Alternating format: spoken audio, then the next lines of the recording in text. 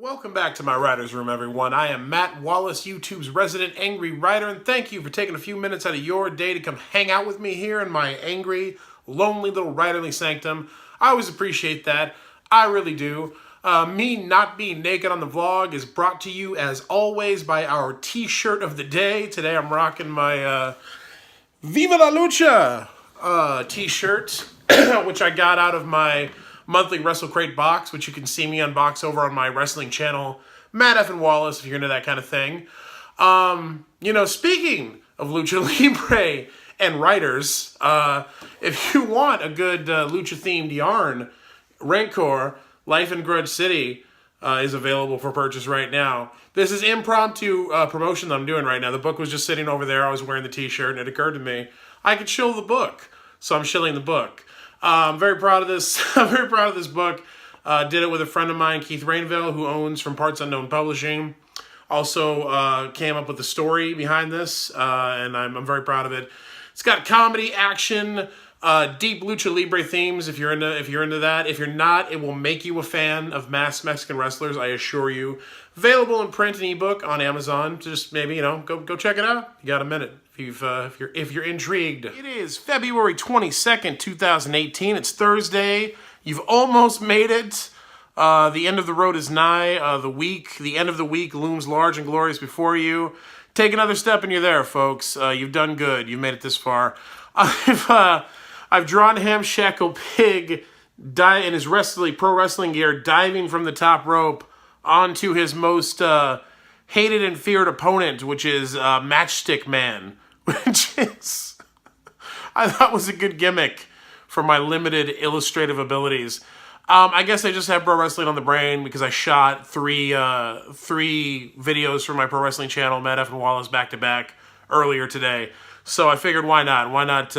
I know I've done pro wrestling Hamshackle before, but you can't get too much of a good thing. And I also just think that's really funny that his nemesis is Matchstick Man, because that's all I can draw. When I become famous enough, all of this will be in an art gallery, and people will come to see it, and they will pay thousands of dollars, if not hundreds of thousands of dollars, for a Matt Wallace Hamshackle original. Watch it happen, because this world is just that absurd. It could absolutely be a thing. I was just thinking it's actually kind of apropos that I'm rocking the Viva La Lucha shirt and talking about Rancor.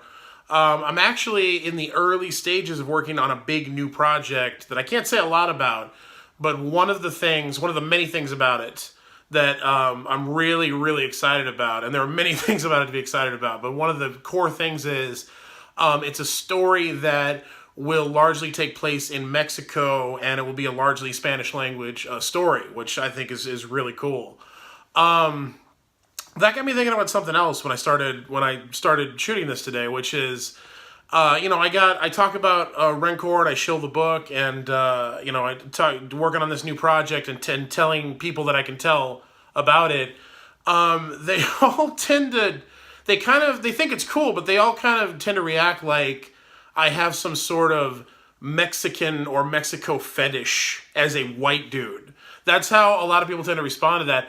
Some people even respond, Mexican people or Latin people who are Latin, they tend to respond with hostility. Like when I've shilled the book on Twitter before, I get people who come at me like, you're a white dude with a Scottish name. What are you doing writing about my culture? And it always kind of takes me aback a little bit, but then I realize that they kind of have every right to react that way or to have that suspicion, because again, I'm a white guy with a Scottish name.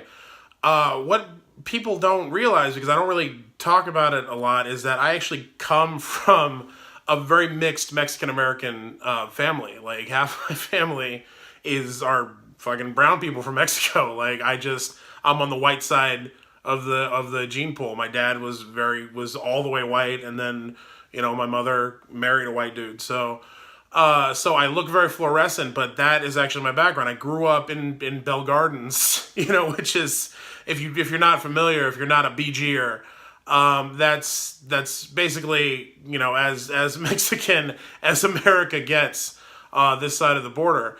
And I was born in Downey, but I grew up for the first part of my childhood in Bell Gardens, So that's kind of where I consider where I'm from. And then we moved out to the desert when I was a little older, to that sort of like borderland community that was largely, agricultural, which meant farming, which meant it was, again, all Mexican people, because that's who does the farming. That's things we don't think about when we talk about building stupid fucking walls. But so that's where I come from. So it's the most, for me, it's always the most natural thing to incorporate what is very much my culture and the culture I was raised with into my fiction. But because it's so ingrained in me, because I don't think about it, it's weird when people are confused by it or step to me in a hostile way, like I'm taking something from them. And here's the thing: cultural appropriation, whitewashing, huge issues. Not just right now; they always have been. It's just we're finally starting to actually call it out and do something about it. I'm not at all insensitive to that. I don't resent a person of Mexican descent coming at me and saying, why are you writing a book with a Spanish title about Mexican culture? And I'm happy to explain to them that it is also my culture. It's a huge part of who I am. Now, past that, most people are cool when the people who are suspicious or who get hostile about it, most of them are cool when I explain my background, and then we're just able to move on. Some of them, it still sticks in their craw. Like, past me explaining where I come from, which is already me giving you a lot, because I don't owe anybody an explanation. I'm sorry, I don't. I'm happy to do it because I understand how frustrating that is. But I'm already giving you a lot just explaining it. It's not on me to do that. Past me explaining that, I'm not gonna deal with your reaction one way or another. So if you choose to still be hostile about it, that's up to you. And again, I empathize, but like as much sympathy as I have for those issues of cultural appropriation and for whitewashing stuff, like, you're also not going to tell me who I am and who I'm not. Those are the places I grew up. Those are the people who I grew up with. That's the family that I come from, and I earned that shit, man. You be the only albino kid in a school that's me and 300 Mexican kids who don't like white people or people who look white. Like, I got the shit kicked out of me all the time for years. So if I want to write about the places I come from and the people that I grew up around, that's what I'm going to do, and I'm not going to apologize for it. Again, I'm happy to offer that background and explain to you where it comes from. But if you're going to choose to be a dick past that, that's totally on you, and that's where I stand. Now, that being said, when I identify myself, I always identify myself as a white guy. If you hear me talk about race or identity or racial politics on like Twitter or whatever, I always preface it by saying I am a straight, able-bodied white guy, and I enjoy all of the privileges that come from that, being American and being all those things.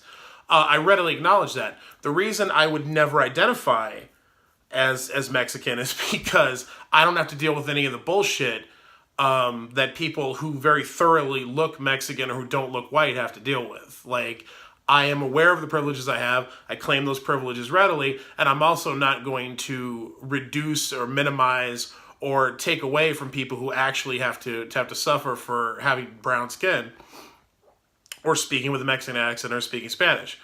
I would never do that. That's a dick thing to do. I differentiate between that and writing about culture and experiences and places that I lived and grew up in and grew up around, and that were very formative on my identity as a person. Like, that is still mine. And the way I choose to express that often is through my fiction and through my stories. And I don't think that's unfair. This can all be really touchy stuff, and I was actually reticent to even do a vlog about it, but it's something that had been on my mind several times since I started doing the vlog. So I thought I would just start to talk about it, because ramping up this new project I'm talking about, I feel like it's going to become more and more of an issue going forward. Even with the people I'm collaborating with on this project that I'm talking about, when I first pitched the story that I wanted to do, they had that reaction of like, it's a great story, it's a great idea, we really like it, but we don't want to be a bunch of white people telling a Mexican story about Mexican people. We don't think that's a cool thing to do. And I was like, oh yeah, that's right, you don't know. And so I had to explain why I wanted to do it in the first place and where it comes from. And then they were cool. And, but past that, I'll always look for, if I'm going to do a story about Mexican people set in Mexico, I'm always going to look for Mexican collaborators to work with on it, because there's so many talented people in the field and in the medium which this project is going to be for. I'll always do that, and I think it's a great reason to do that. I think we need more of that, and one of the reasons I want to do this project is because I want to tell more stories that incorporate Mexican people into them, and I think that's a good aim. I think it's something that everybody should be able to get behind. So yeah, I don't know. So where this really comes from is me moving forward with what I'm doing. I'm already anticipating kind of the shit that I'm going to take from people for it. Some of it valid, most of it will be invalid and reactionary, because it's the internet and that's the culture we live in. It's a reactionary culture. So I don't know, but that's where I approach all this stuff. Coming from and going forward, it's how I'm going to approach everything. And I really hope that that'll be enough for people, and people will understand what I'm trying to do. So I guess really at the end of the day, this vlog is just me practicing my explanation. The explanation I'm going to have to give so many people going down the line if this project goes anywhere. It's entirely possible, like 99% of the projects you pitch and that you come up with, 99% die on the vine before they even go anywhere. But I mean, it's also not the only idea I have that's ever going to involve Mexico or Mexican characters or Mexican culture. And eventually I'm going to get one over the fence. So, but I relish the opportunity. I really do. You got to take the good, the bad, and the slightly annoying, which is what most of that will end up being at the day. None of it's going to be world ending. But I just really hope that the folks that the project is aimed at will be able to accept it and to understand who's behind it and where they're coming from, namely me. So that's a little bit about identity and about my identity and how I perceive it. And if you watch this vlog, hopefully that's something that interested you. If not, I apologize for boring the crap out of you with the minutia of where I come from. But that's going to be it for today. I'll be back tomorrow to wrap up the week and also to announce the winner of February's Mystery Prize Box giveaway. So if you've entered, make sure to watch the vlog tomorrow, because I'll be announcing the winner for that and then telling you how to claim your box. And that's what it's all about. It's not about me rambling about interpersonal crap. It's about you winning books and geek swag. So be back tomorrow for that. In the meantime, please like, share, subscribe, leave a comment. Let me know what you thought of this episode of the vlog, what you're thinking of the channel. Ask a question, suggest a topic for me to talk about. I just like hearing from you. I even enjoy hearing what you had for lunch. Until next time, I am Matt Wallace, and I will see you all on Friday.